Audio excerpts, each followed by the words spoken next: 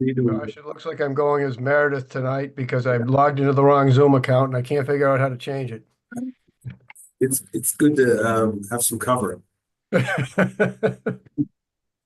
can rename you. That'd be great. Bye-bye cover. Oh, perfect. Max, Hey, That Gene, wasn't that easy for me. hey, Josh, Rob, going? Hey, Gene. hello there.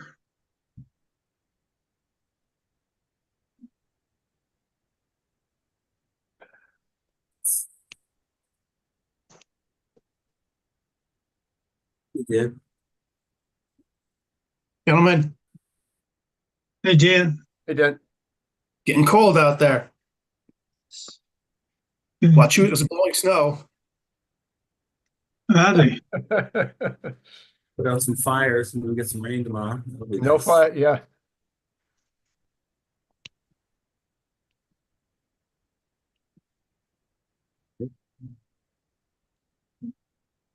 Michelle, the chief, come along.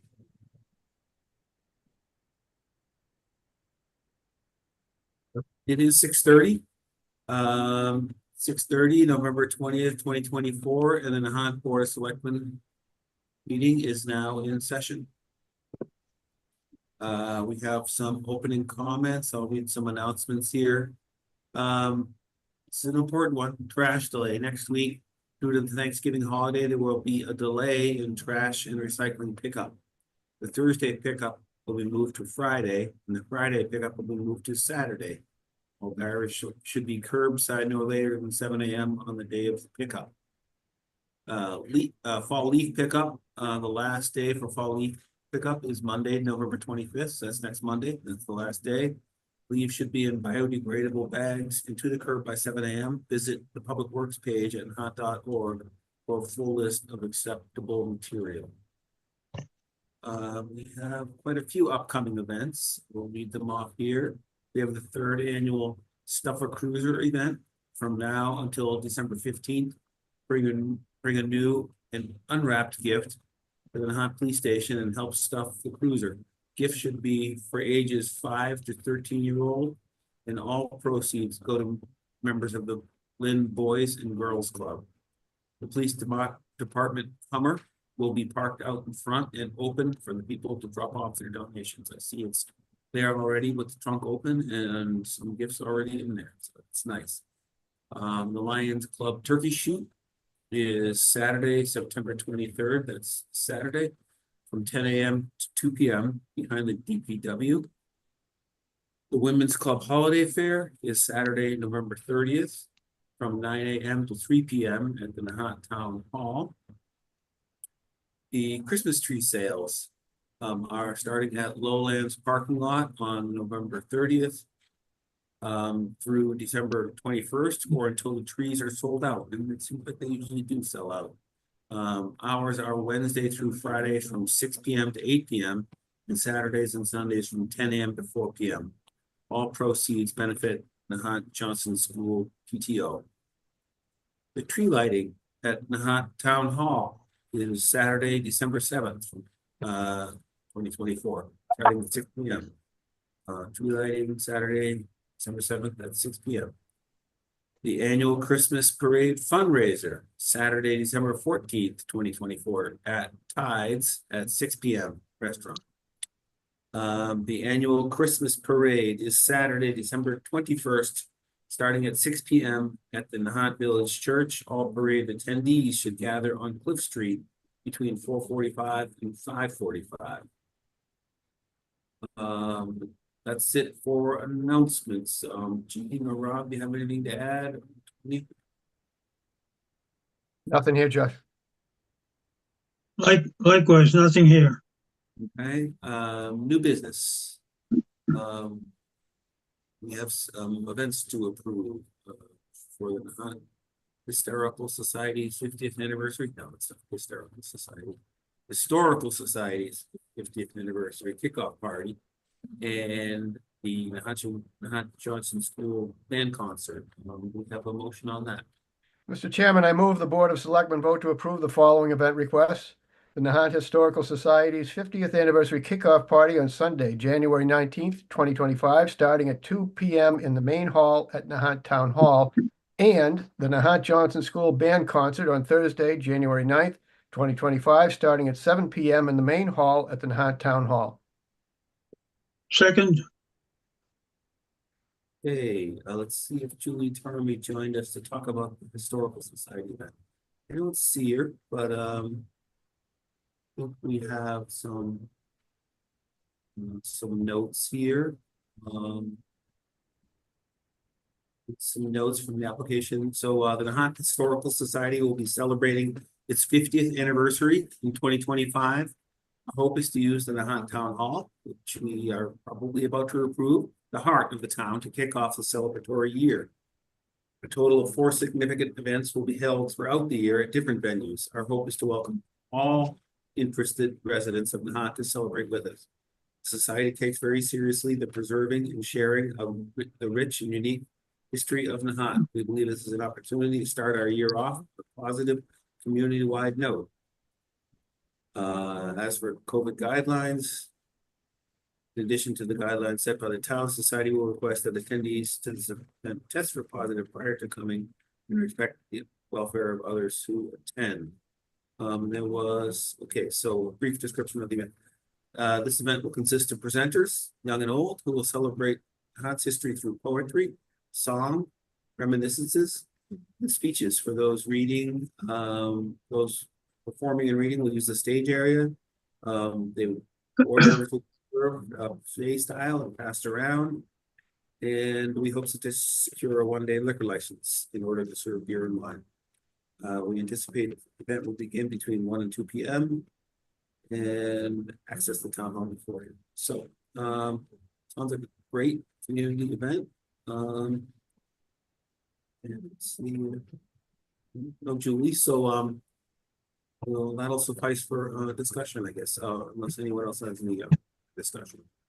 Josh, I just want to mention the school band had an opportunity to see Mr. Bullock, the teacher from the school, and how he had children from Johnson School sing and do some musical presentations during the Veterans Benefit that they had. They did a fabulous job. He was a tremendous leader of the and organizer of the production, and I'm looking forward to seeing something similar as far as this band concert. Great. It's nice. It's nice that they have a band and these events, so it should be fun. So, any other discussion on these events? Hearing and seeing none. Roll call vote. Gene Canty, aye. Rob Tibbo, aye. Aye. We're gonna vote on some American Rescue Plan Act ARPA spending, Police Department communications equipment, and Department of Public Works equipment. We have a motion on that. And Mr. Chairman, I move the Board of Selectmen vote to approve American Rescue Plan Act spending ARPA in the amount of $158,945 for the Nahant Police Department Police Dispatch Console. Second, Okay, it has been seconded, and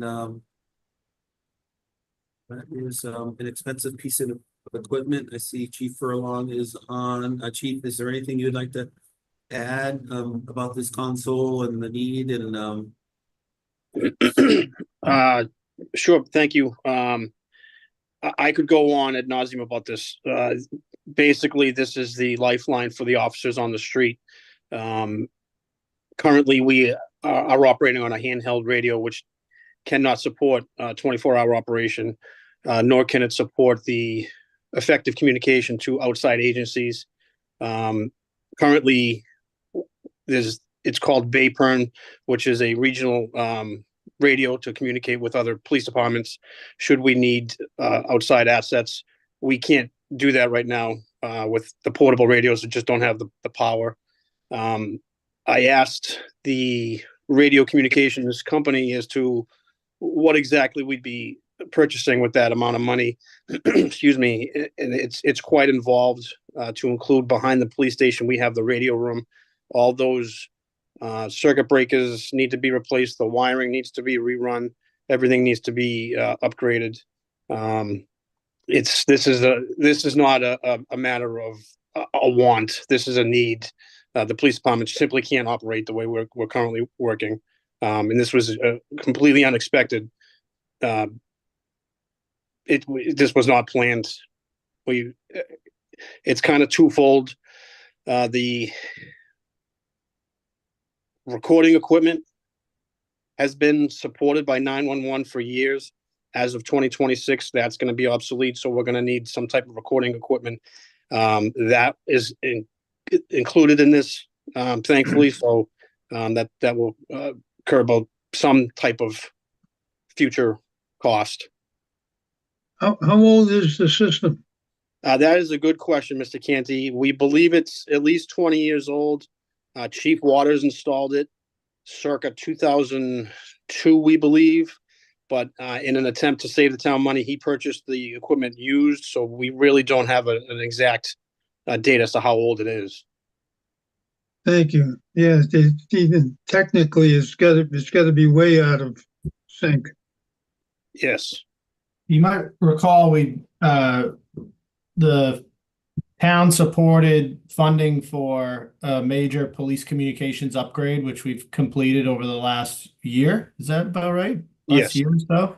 Correct. And this was one element that we were, it was a big ticket item that, our consultants, our communication consultants were saying, this is definitely something you guys are going to need to upgrade, especially in 2026. But it's working right now. So if you don't have the funding for it, see how long you can get it to go. So we completed the rest of the project and we were kind of holding off on this one last element. And then unfortunately, it was the last week or 2 weeks ago, it finally took its last breath. So unfortunately, it's a major unexpected expense. Fortunately, we've been holding on to some ARPA money. We have to spend the ARPA money by December, or at least we have to have it under contract or agreement for spending. And as the chief mentioned, we would have had to invest in at least either a whole new unit or some sort of added piece in 2026 anyways, because of the 911 issue. So it's unfortunate, but it's actually timing up fairly well so we have there's an additional amount of money that we're going to be asking for, $35,000 from the finance committee as a reserve fund transfer, because it is an unexpected expense. Sounds like there's several good reasons, important reasons. We should do the replacement and do it now. So I support this. I think it's very fortunate it didn't fail during a serious weather event or something along those terms. We could have been severely disabled. Yep. Any additional discussion? Hearing and seeing none, roll call vote. Gene Canty, aye. Rob Thibault, aye. Josh Ingram, aye. We have a motion for some DPW equipment. Thank you, guys. Thank you, Chief. Welcome, All right. Chief. Mr. Chairman, I move the Board of Selectmen vote to approve American Rescue Plan Act spending in the amount of $150,000 for Department of Public Works equipment.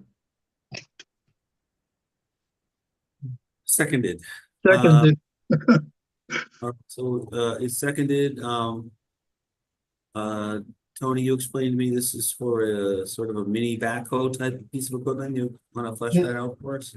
Yeah, we've this is a mini excavator with a trailer with a couple attachments of a skinny bucket, a wide bucket, a thumb bucket, and a brush cutter attachment. It has a 12-foot length on the arm. This piece of equipment, there's so many different attachments you can add on to this piece of equipment. It's so versatile, and we rent this type of equipment constantly throughout the year for a million different types of jobs, whether it's a underground utility job, well, when we were doing the Little Nahant playground, doing dune work, or what I think it's going to be extremely valuable for is our stormwater maintenance work. With that attachment of the brush cutter and with those buckets, we're going to be able to maintain our stormwater system at a much higher rate. Whereas right now we're somewhat subject to the availability of Essex County mosquito control. So this is a piece of equipment that's going to, really take our abilities to the next level. Something that we've been, it's one of those pieces of equipment that has always been a desire for the DPW, but when managing our budget on an annual basis and the cap and the fleet needs of the DPW, it was one of those things that kind of fell down the list. So with the ARPA money available to spend on it, it works out really well for us. Yeah, I'm excited for the DPW to have this piece of equipment. We've mentioned over the last few years, several of these meetings, what a great job the DPW is doing. They've really kicked up their game all around town, maintaining things and having this equipment and, owning this equipment as opposed to having to, go out and rent it every time they have a need. I think that's nice and may even allow them to do even more. So I'm excited. The brush cutter's a nice addition too. One good thing that Tony confirmed today is, and it's important, we have an operator. We have somebody that can operate that machinery. That's important.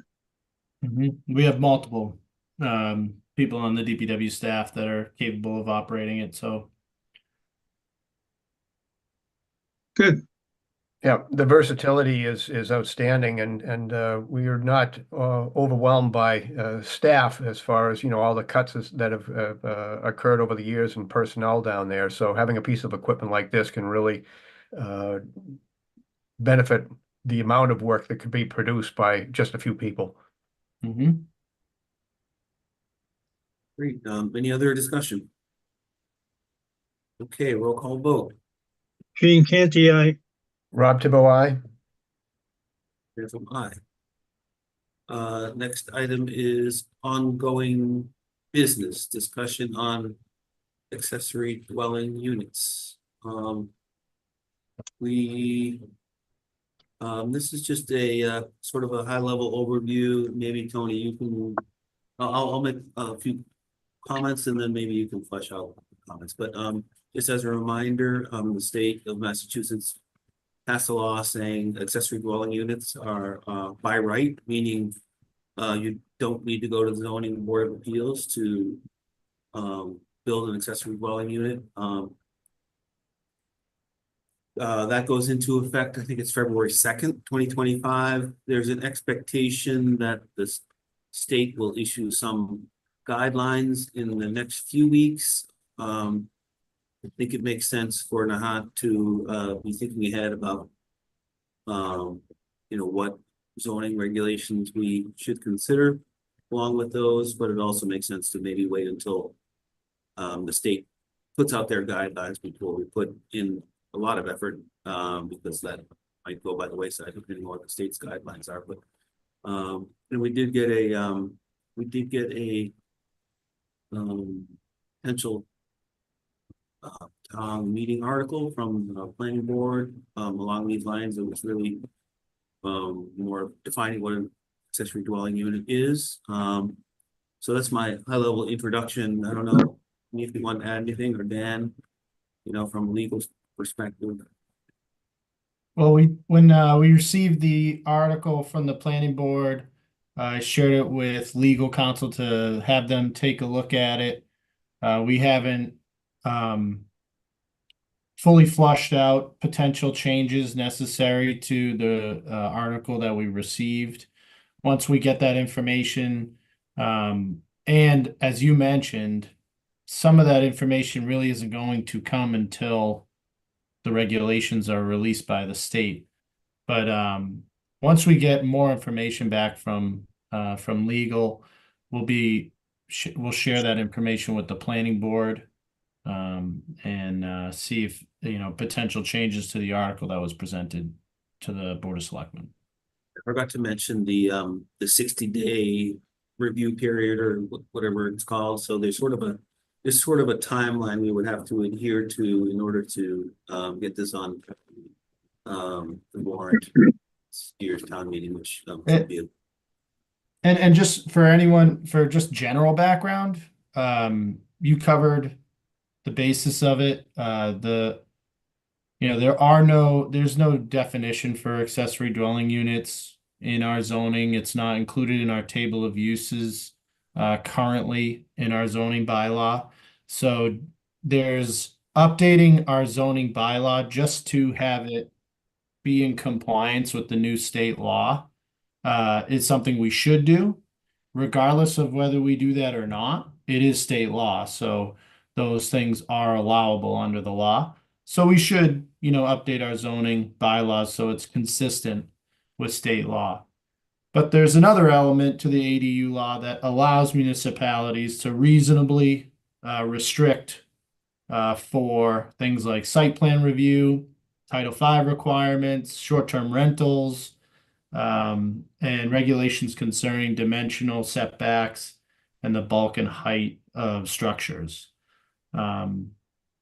Those are options for the town to consider. And those are the things that we're still waiting to hear back from the state on the particulars there. So it could be all one article, it could be two separate articles, it could be article and regulation. That, we're still trying to figure out what's the best approach and see what the state recommends. But the idea would be to have something hopefully prepared and ready to go through that zoning article review process with the planning board in time for something at town meeting in May. sounds Dan? good, yes. Just a quick intro. Oh, sorry. Yeah, everything that you guys think is correct. The one interesting thing is that with regard to short-term rentals, we're actually allowed to prohibit them in ADUs in single-family residential districts, which is different than our usual ability under the short-term rental law. So it's a bit more power as you see the intersection between ADUs and short-term rentals. But as Josh mentioned, we're really in a holding pattern, waiting for the state to come down with either guidelines, which are just like that guidelines, or actual regulations. And that's coming from the Executive Office of Housing and Livable Communities, which is actually created to address issues like this. So it's a very new agency in the state, spearheaded by Governor Healy, as I recall. Dan, don't the state guidelines prohibit the use of ADUs for short-term rentals? No. No, it gives the municipalities the power to restrict ADUs for short-term rentals, but the state law itself doesn't do that. It gives the town the option to consider that. Okay. Restrictions and prohibitions is what the statute says. Yeah. But yeah, we have a lot of power as those two things intersect. Yep, so no action now, but just sort of a heads up for everyone that there will be lots of work ahead once we get those guidelines from the executive office and Yeah, because we have to make sure that we don't contradict them. That's why it would be putting the cart in front of the horse if we start passing early, getting stuff ready now, only to realize that it would violate a regulation that might come down later. So sort of the way things are working in a hierarchy. It does sound like the state is anticipating that all municipalities are hoping to take this up in their Springtown meeting. So it sounds like they're hopeful to release regulations by the end of the calendar year. good. So yeah, again, nothing to do just yet, but pretty soon we'll have a lot of work and look forward to collaborating with the planning board. Dealing with the ADUs. All right, Coast Guard housing sale update. Can you give us a So we stats? have, thank you. We have 2 lots sold, and we have 3 lots under purchase and sale agreement. Lot 1 and 3 were sold on October 22nd for 451,000 and November 5th for 502,000 respectively. Lot 7, a purchase and sale agreement was executed on November 7th for 450,000. Lot 9, it was the PNS was executed on November 6th for 502,250, and lot 11 executed on November 19th this week, yesterday, for 525. So if all 3 of those lots close, we're looking at a total of 2.4 million-ish. And lot 5 is the only lot of the first 6 that received no bids. So it'll be included in the next round of bids. As we talked about, I think at our last meeting, our tentative goal is to revisit the the second RFP mid-January. So we're working on that now because it requires a 30-day notice to the central register. So if we want to start the next phase January, mid-January, we have to get it into the central register mid-December. So we're working on that now. And if, God forbid, any of these other lots don't close, same thing, they'll get rolled into the next RFP. So the expected closing date of these lots are December 2nd, December 15th, and December 17th, I believe. Or I'm sorry, 13th and 17th. So we are on hold with the special legislation. Our plan is to, sit tight until December 2nd. If that, if that first lot closes on December 2nd, then we're likely going to rescind our request for that special legislation because we're in a pretty good spot there that we don't need it. So fingers crossed that all 5 of those close, or the remaining 3 close, and we get the 2.4 million and pay off the bond in time, and are able to tell the legislatures that we don't need that legislation. So that's great news. So there are no bid openings until January 15th, correct? I wouldn't put out, that our goal is January 15th, but that date's not set yet. But yeah, there's no bids, there's no live RFP currently. Yeah. And our goal is mid-January, yeah. So I think one thing that people wonder is, I think the lots are still, or some lots are still listed on MLS. Is that right? I haven't looked in a couple of days, but so what happens if someone reaches out to the town hall or to the listing broker? Hey, I'm really interested in one of these lots. I want to make a bid. We just have to tell them, well, the bids, we won't be receiving any bids until mid-January or so. Right. Yeah, they'll have to follow the directions of the RFP.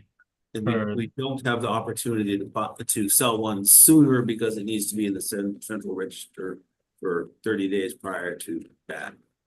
Yeah. I mean, chapter 30B at its core is designed to provide equal and fair opportunity to purchase this property. So, or a contract from a town.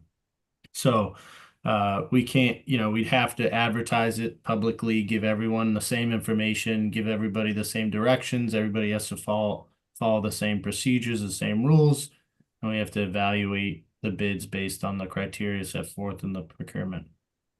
So will these properties remain in MLS? The ones that are sold are not on there anymore unless they are and they're listed as sold. The ones that are under purchase and sale, I believe, are categorized as sale pending. And once they are sold, they'll be recategorized as sold.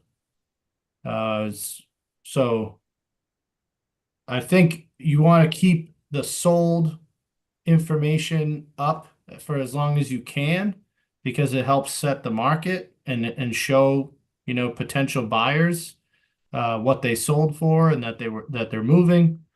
I don't know exactly how long you're able to keep them up there in that sold status for. Well, I'm trying to think of how it benefits the town to go in the direction that we would be going in, to basically extract them from MLS. And I don't think we're going to or want to do that. I mean, if you take, for example, the Nevada purchasing. Saw that in MLS, decided to come in, wanted to be part of the town, purchased the property. If between now and what was the date? December 2nd. December 2nd? So the date when you might be able to buy another one is sometime in Right. January. Oh. We're aiming for mid-January. Okay, but like Josh said, if we get one in between, we're going just- to tell a potential or prospective buyer that they can't execute? Correct. They would have to go through the RFP process. Okay, It's not ideal No. from the typical real estate perspective. And how that, how property typically sells. right. But it's procurement law, we're different, we're in a different world because of that, because we're a municipality. There are a lot of elements of the procurement law that have made it challenging and unconventional, which I think, has sometimes could have a negative effect on your success. Because buyers are used to a certain process. They're used to being able to submit conditional bids. They're used to being able to submit a bid whenever they want. They're able to do things like a normal real estate process would happen. And here it's different. It's your best and final bid on the date of the bid, and it's just a But little different. we're not taking them out of MLS. MLS, the ones that are you asking about the ones that sell? No, the ones that are up for sale. Those ones aren't up yet. I'm The looking at Eden I'm looking at lots. Zillow now, and there's sort of a generic. There's two listings. One is sort of generic. It lists all 12 lots, or it says there's 12 lots, and then there's another one that's specific to lot 5. But I Yeah. assume the intention is to leave at least the generic one up all the way. Yes, and then through Yeah. the next phase. uh, according to Lisa, MLS allows you to list a property as coming soon 21 days prior to it being listed for sale. So if we are putting in the central register 30 days prior to the first bid, they can go on to MLS 21 days prior to that. So 51 days prior to bids being due, they can be advertised as coming soon on MLS. And then 21 days into that, they'll switch to for sale. And carry through like that. Now, when we went through it this last round at the end, Lisa did, kind of,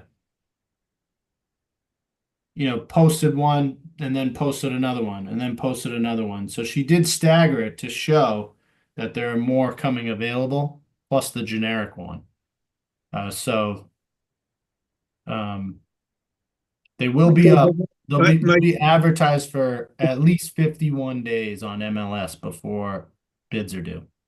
I'm just looking at the benefit to the town and leaving them in MLS.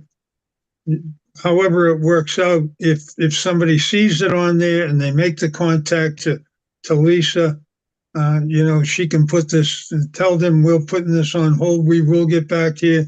I'm sure that she's going to take that approach. But I was just wanted to be certain we didn't take it out of MLS. I think Lisa's trying to put them on MLS for as long as she's allowed to. Right. Yeah. Okay. I do think MLS limits that in some way, but we're going to have them up as long as we possibly can.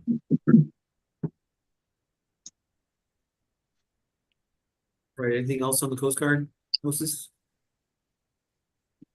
Town administrators report. The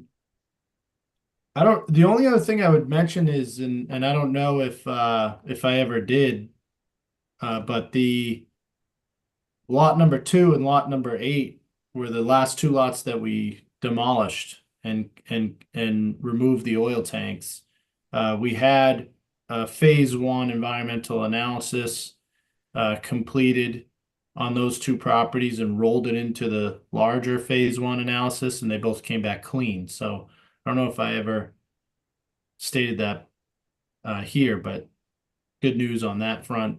Those properties are clean and clear and ready to go.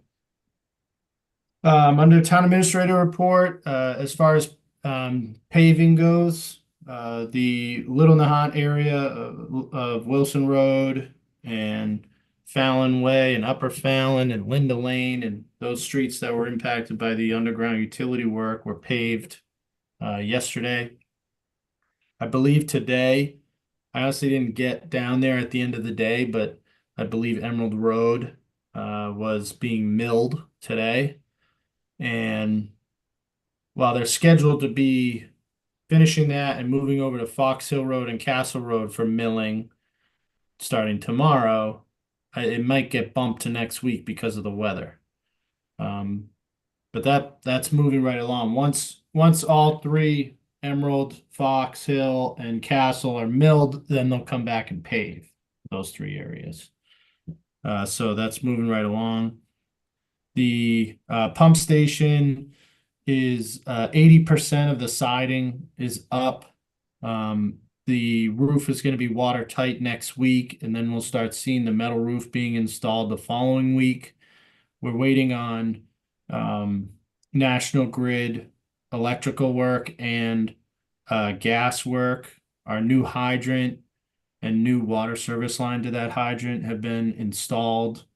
A lot of the pumps and other types of components inside the building are installed, and it looks great. So far, so good. So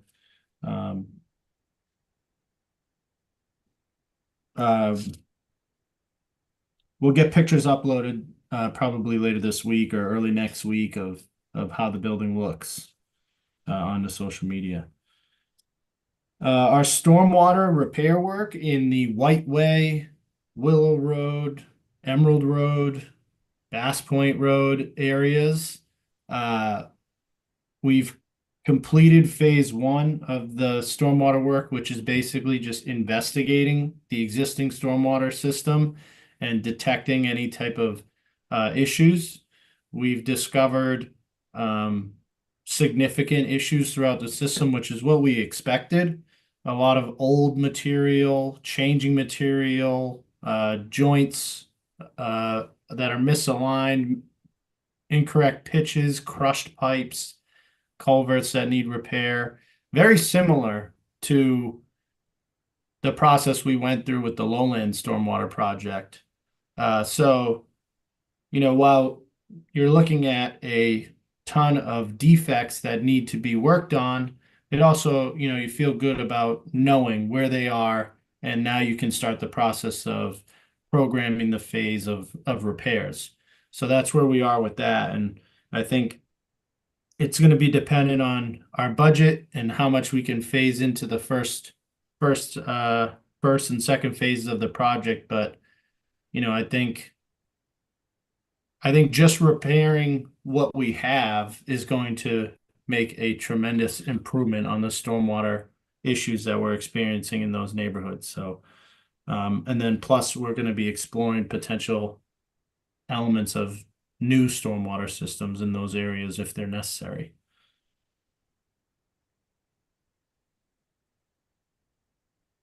I also have on here, Munis, are the town's accounting software system. We are up and running, and I want to commend Allison Nieto, our finance director, and our entire finance team who've been working on this project. Changing software programs, shifting from the legacy program into the new program is a tremendous amount of work. Uploading information from the old system into the new and making sure that it all checks out so that it's reliable data moving forward. It's been over a year-long process of getting to where we are today, and we're up and running. So it won't be until next fiscal year that we really get to have like a full, begin to utilize it in a full fiscal year capacity. But it's a huge milestone. The town supported the funding of it at a town meeting a few years back, and I just, really, it really kind of takes the operations of the town hall to the next level. Not just the town hall, but all departments. So we'll be able to, department heads are going to be able to, download expense reports on their own. They're going to be able to submit purchase orders or invoices for payment through the system. There's so many different capabilities that this system allows that we just didn't have with the old system, and the reliability of it is significant. So thank you to our finance, accounting, and treasure collector team for all the work they've been putting on that, and the work that they're going to continue to be putting into it. It's a big step forward for the town. All good stuff, Tony. Continuing to work on infrastructure and the software end too. I know that Munis software has been a long time coming. Yeah, it's great to see all this stuff getting done. One thing that's not on the agenda, maybe we can have it on the agenda for our next meeting, is the short-term rental registration. We want to, of course, encourage or actually require anyone with a legal or potentially legal short-term rental unit to register with the town. You and I talked about this a little bit this morning, Tony. There's going to be an online system, but we may need a paper system to sort of bridge the gap to when that's ready. So just something to discuss maybe at the next meeting. We want to make that process as clear and as simple as possible to make sure we get all the short-term rentals that are You're eligible. talking about kind of a walkthrough guide. Yeah. So it's not like reinventing the wheel. And I don't know, Tony, if you want to talk about the online registration thing that you're working on. Yeah, it's called Cloud Permit. They have an element of their software is specifically designed for short-term rentals registration. We did a lot of research on different types of permitting softwares that are out there, and there are a ton. We have Permit Pro for our building permits and things of that nature, but Cloud Permit has its, was the only one that we found that had its own separate program specifically for short-term rentals. And we sent them the regs, and we had a walk, a tutorial with them. And they complimented us on our regs to, really Dan, you were on the call, I think, and, they said, you guys are, usually new clients that we're talking to, they haven't thought a lot of this stuff out. You guys already have a lot of the things that we do on our software already listed out in your regs. We had some other, we did have some other thoughts that their software system isn't really capable of doing yet, but they thought, for instance, if there is an issue in a non-owner occupied, in an owner occupied short-term rental, if there's like a weekend issue, an overnight issue, any sort of thing, issue arise, we talked about the owner having to report that to the town with a detailed report of, when they got a call, when they responded, how they responded, what the issue was, and report it to the town, because it's, that's one of those things that we really don't have the resources to be on top of on the weekends and at night and late at night. So requiring them to report it to us, that's one of those elements that this software program doesn't actually have a feature for it, but Cloud Permit heard what we were talking about and they said, that's a great idea. We're going to go back to our developers and see if it's something that we can incorporate into the program, because it would benefit a lot of our other clients. So we got a lot of positive feedback from them. And then Dan spent some time with their legal, just, adjusting the contract because they're from out of state. And Dan, if you want to speak to that at all, but Yeah, I think they're in Delaware, or they're at least organized in Delaware.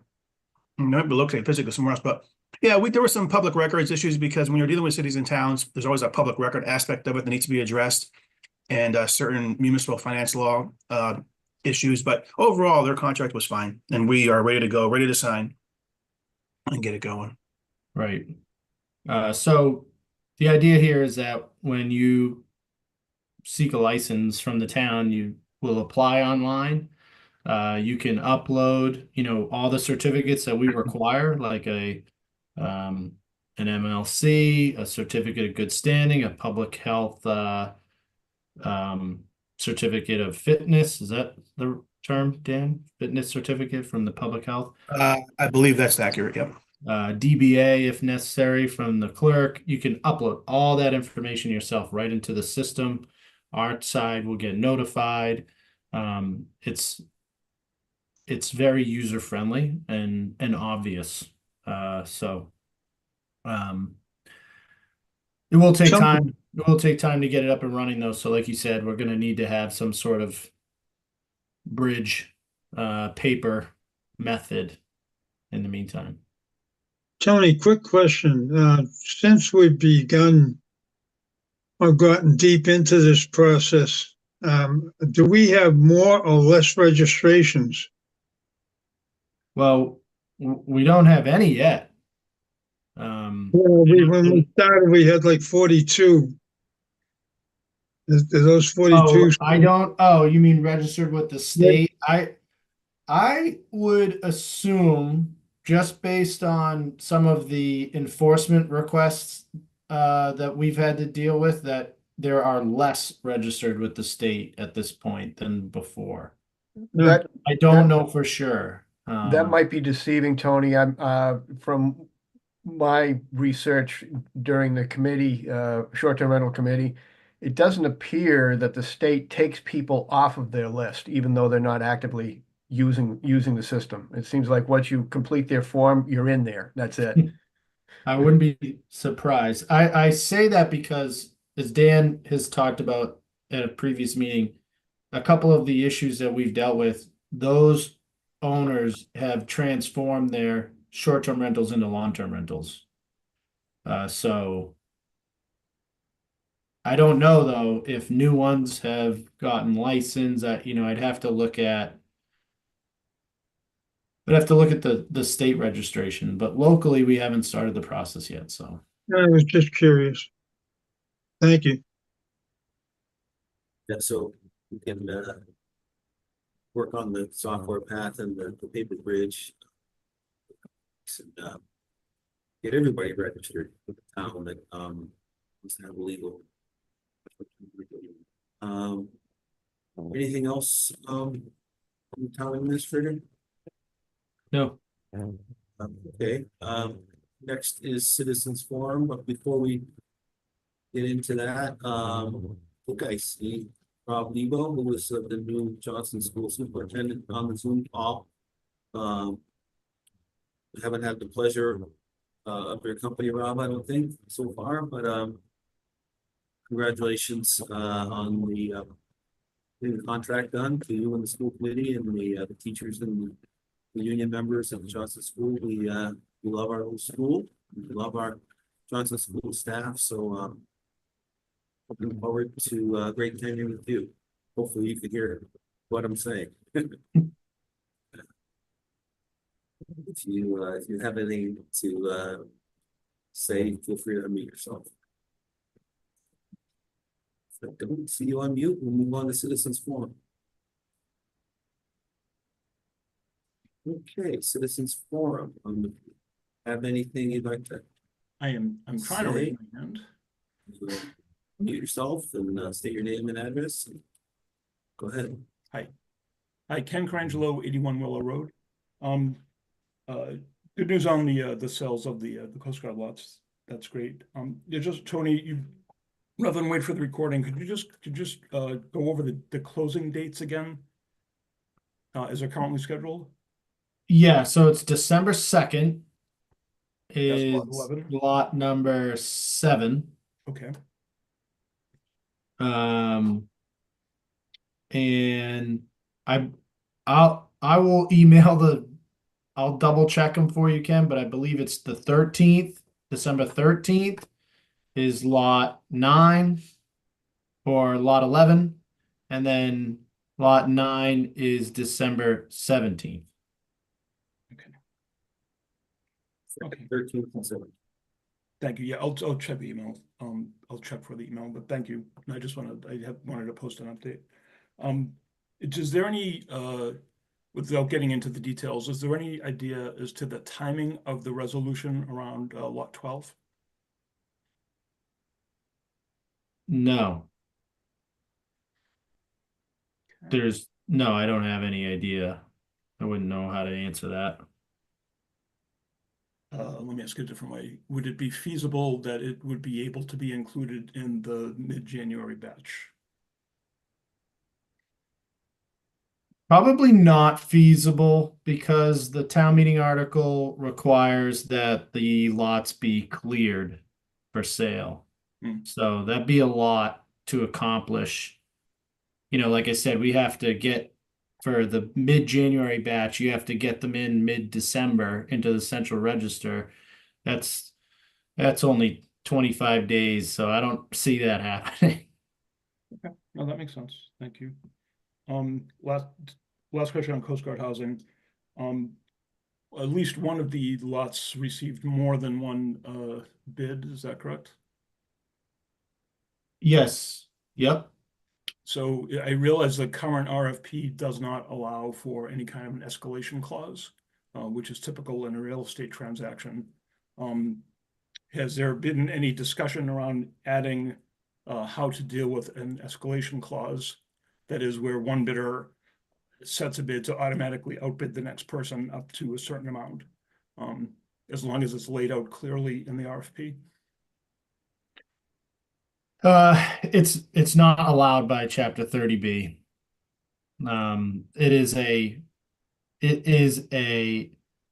That's a typical, as I kind of mentioned earlier, that is a typical element in typical real estate transaction. And if it was allowable, it would be beneficial to the town. So it's certainly something that came up. We talked with legal.